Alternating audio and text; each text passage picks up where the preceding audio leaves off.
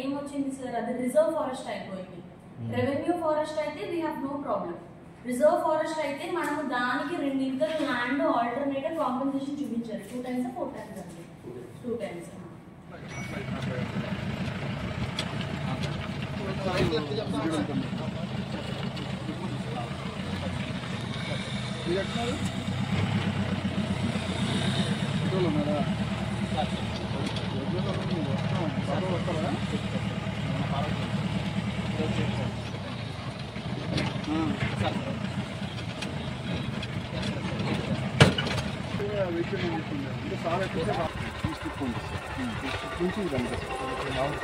ఇది మామిడి పట్టాలి ఇదంతా సార్, ఇదంతా ఇంకా ఇది కూడా ఉంది సార్. అది మనం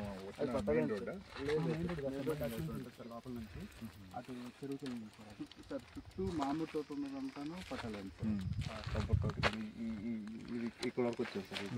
ఇది మామిడి తోట ఇది సార్. ఇది ఇటు ఆ చెట్ల దాకా చెట్ల దాకా సార్. ఆ చెట్ల దాకా అది మనకి బౌండరీ కూడా కొంచెం మిడిల్గా ఉండే అవకాశం కానీ అది కూడా